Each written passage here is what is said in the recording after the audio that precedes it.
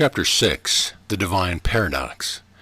The half-wise, recognizing the comparative unreality of the universe, imagine that they may defy its laws. Such are vain and presumptuous fools, and they are broken against the rocks and torn asunder by the elements by reason of their folly. The truly wise, knowing the nature of the universe, use law against laws, the higher against the lower, and by the art of alchemy transmute that which is undesirable into that which is worthy, and thus triumph.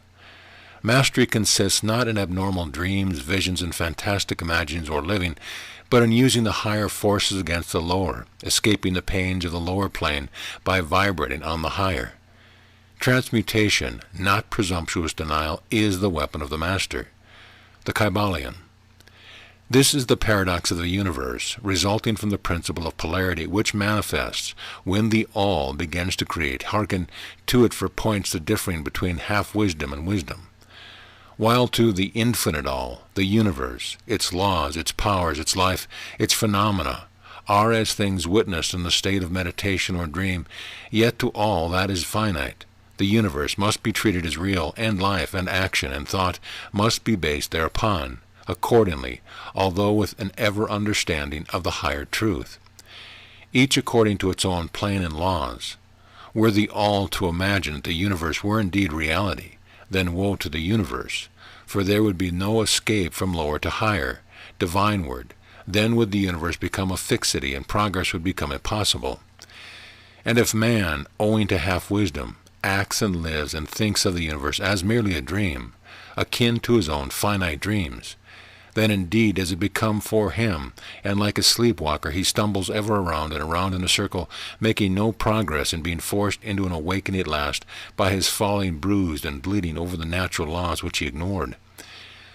Keep your mind ever on the star, but let your eyes watch over your footsteps.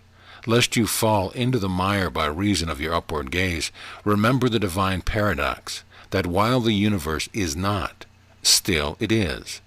Remember ever the two poles of truth, the absolute and the relative. Beware of the half-truth. What Hermeticists know as the law of paradox is an aspect of the principle of polarity. The Hermetic writings are filled with reference to the appearance of the paradox in the consideration of the problems of life and being. The teachers are constantly warning their students against the error of admitting the other side of any question, and their warnings are particularly directed to the problems of the absolute and to the relative, which perplex all students of philosophy, and which cause so many to think and act contrary to that which is generally known as common sense. And we caution all students to be sure to grasp the divine paradox of the absolute and relative, lest they become entangled in the mire of the half-truth. With this in view, this particular lesson has been written. Read it carefully. The first thought that comes to the thinking man after he realizes the truth that the universe is a mental creation of the all is that the universe and all that it contains is a mere illusion, an unreality, against which idea his instincts revolt. But this, like all other great truth, must be considered both from the absolute and the relative points of view. From the absolute viewpoint, of course, the universe is in the nature of an illusion, a dream, as compared to the all in itself. We recognize even this in our ordinary view, for we speak of the world as a fleeting show that comes and goes, is born and dies, for the element of impermanence and change, finiteness, and unsubstantiality must ever be connected with the idea of a created universe when it is contrasted with the idea of the all, no matter what may be our beliefs concerning the nature of both. Philosopher, metaphysician, scientist, and theologian all agree upon this idea, and the thought is found in all forms of philosophical thought and religious conceptions, as well in the theories of the respective schools of metaphysics and theology. So the Hermetic teaching do not preach the unsubstantiality of the universe in any stronger terms than those more familiar to you, although their presentation of the subject may seem somewhat more startling. Anything that has a beginning and an ending must be in a sense unreal and untrue, and the universe comes under that rule in all schools of thought. From the absolute point of view, there is nothing real except the all, no matter what terms we may use in thinking of or discussing the subject. Whether the universe be created of matter, or whether it be a mental creation in the mind of the all, it is unsubstantial, non-enduring, a thing of time, space, and change, We want you to realize this fact thoroughly before you pass judgment on the Hermetic conception of the mental nature of the universe. Think over any and all of the other conceptions and see whether this be not true of them. But the absolute point of view shows merely one side of the picture. The other side is the relative one. Absolute truth has been defined as things as the mind of God knows them, while relative truth is things as the highest reason of man understands them. And so while to the all the universe must be unreal and illusionary, a mere dream or result of meditation, nevertheless, to the finite minds forming a part of the universe and viewing it through mortal faculties, the universe is very real indeed, and must be so considered. In recognizing the absolute view, we must not make the mistake of ignoring or denying the facts and phenomena of the universe as they present themselves to our mortal faculties. We are not the all, remember? To take familiar illustrations, we all recognize the fact that matter exists to our senses. We will fare badly if we do not. And yet even our finite minds understand the scientific dictum that there is no such thing as matter from a scientific point of view. That which we call matter is held to be merely an aggregation of atoms, which atoms themselves are merely a grouping of units of force called electrons or ions, vibrating and in constant circular motion. We kick a stone and we feel the impact. It seems to be real, notwithstanding that we know it to be merely what we have stated above. But remember, to our foot, which feels the impact by means of our brains, is likewise matter, so constituted of electrons, and for that matter, so are our brains. And at least, if we were not by reason of our mind, we would not know the foot or stone at all. Then again, the ideal of the artist or sculptor, which he is endeavoring to reproduce in stone or on canvas, seems very real to him. So do the characters in the mind of the author or dramatist, which he seeks to express, so that others may recognize them. And if this be true in the case of our finite minds, what must be the degree of reality in the mental images created in the mind of the infinite? O friends, to mortals this universe of mentality is very real indeed. It is the one we ever know, though we rise from plane to plane higher and higher in it. To know it otherwise, by actual experience, we must be the all itself. It is true that the higher we rise in the scale, the nearer to the mind of the Father we reach, the more apparent becomes the illusory nature of finite things. But not until the all finally withdraws itself into itself does the vision actually vanish. So we need not dwell upon the feature of illusion. Rather, let us, recognizing the real nature of the universe, seek to understand its mental laws, and endeavor to use them to the best effect in our upward progress through life as we travel from plane to plane of being.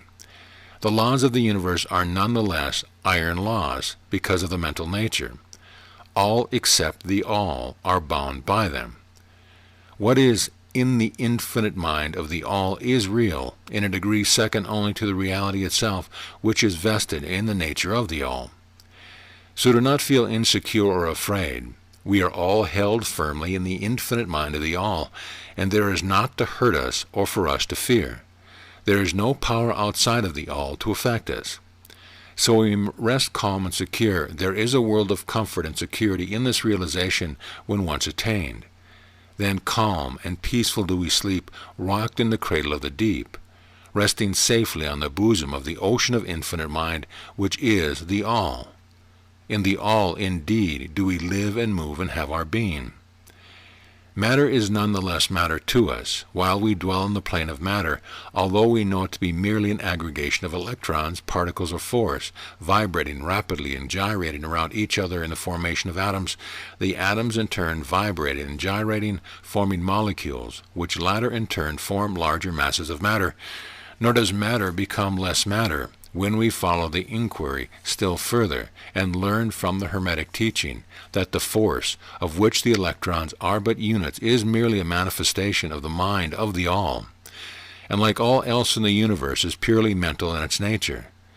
While on the plane of matter we must recognize its phenomena, we may control matter, as all masters of higher or lesser degree do, but we do so by applying the higher forces. We commit a folly when we attempt to deny the existence of matter in the relative aspect. We may deny its mastery over us, and rightfully so, but we should not attempt to ignore it in its relative aspect, at least so long as we dwell upon its plane. Nor do the laws of nature become less constant or effective when we know them, likewise, to be merely mental creations. They are in full effect on the various planes. We overcome the lower laws by applying still higher ones, and this way only. But we cannot escape law or rise above it entirely. Nothing but the All can escape law, and that because the All is law itself, from which all laws emerge. The most advanced masters may acquire the powers usually attributed to the gods of men, and there are countless ranks of being in the great hierarchy of life, whose being and power transcends even that of the highest masters among men to a degree unthinkable by mortals. But even the highest master and the highest being must bow to the law, and be as nothing in the eye of the All. So that if even these higher beings, whose power exceed even those attributed by men to their gods, if even these are bound by and are subservient to the law, then imagine the presumption of mortal man, of our race and grade, when he dares to consider the laws of nature as unreal, visionary, and illusory, because he happens to be able to grasp the truth that the laws are mental in nature, and simply mental creations of the All.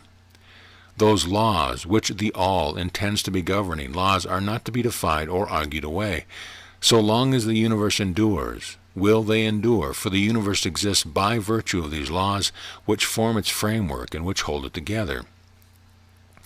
The Hermetic principle of mentalism, while explaining the true nature of the universe upon the principle that all is mental, does not change the scientific conception of the universe, life, or evolution. In fact, science merely corroborates the Hermetic teaching. The latter merely teaches that the nature of the universe is mental, while modern science has taught that it is material, or of late that it is energy at the last analysis. The Hermetic teachings have no fault to find with Herbert Spencer's basic principle, which postulates the existence of an infinite and eternal energy from which all things proceed.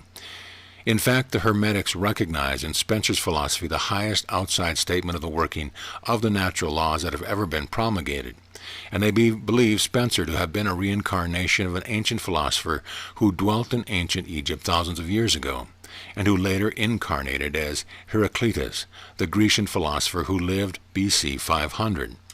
And they regard his statement of the infinite and eternal energy as directly in line of the Hermetic teaching, always with the addition of their own doctrine that his energy is the energy of the mind of the All. With the master key of the Hermetic philosophy, the student of Spencer will be able to unlock many doors of the inner philosophical conceptions of the great English philosopher, whose work shows the results of the preparation of his previous incarnations. His teachings regarding evolution and rhythm are in almost perfect agreement with the Hermetic teaching regarding to the principle of rhythm. So the student of Hermetics need not lay aside any of his cherished scientific views regarding the universe.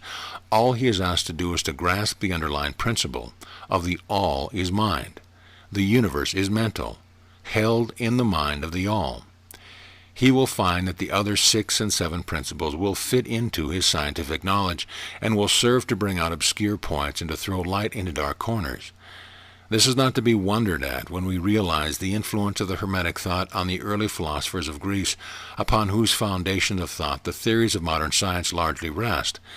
The acceptance of the first Hermetic principle, mentalism, is the only great point of difference between modern science and Hermetic students, and science is gradually moving toward the Hermetic position in its grouping in the dark for a way out of the labyrinth into which it has wandered in its search for reality.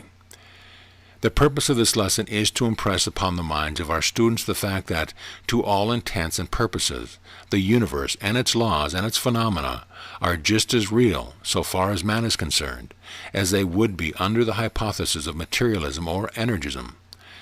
Under any hypothesis, the universe in its outer aspect is changing, ever-flowing and transitory, and therefore devoid of substantiality and reality.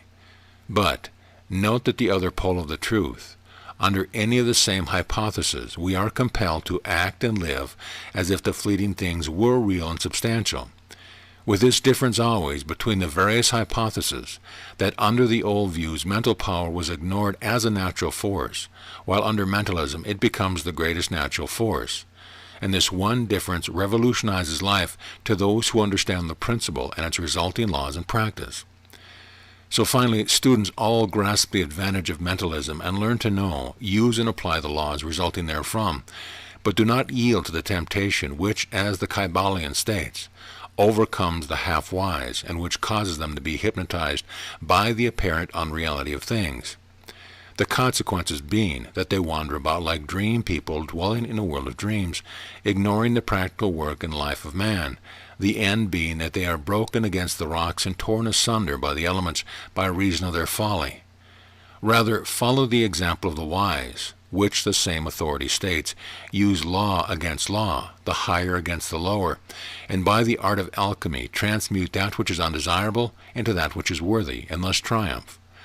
Following the authority, let us avoid the half-wisdom, which is folly, which ignores the truth that mastery consists not in abnormal dreams, visions, and fantastic imagining or living, but in using the higher forces against the lower, escaping the pains of the lower planes by vibrating on the higher.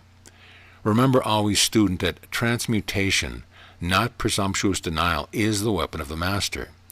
The above quotations are from the Kybalion and are worthy of being committed to memory by the student. We do not live in a world of dreams, but in a universe which, while relative, is real so far as our lives and actions are concerned. Our business in the universe is not to deny its existence, but to live, using the laws to rise from lower to higher living on, doing the best that we can under the circumstances arising each day, and living, so far as it is possible, to our highest ideals and ideas. The true meaning of life is not known to men on this plane, if indeed to any, but the highest authorities and our own intuition teach us that we will make no mistakes in living up to the best that is in us, so far as is possible, and realizing the universal tendency in the same direction in spite of apparent evidence to the contrary. We are all on the path, and the road leads upward ever with frequent resting places. Read the messages of the Kybalion and follow the example of the wise, avoiding the mistake of the half-wise who perish by reason of their folly. End of lesson.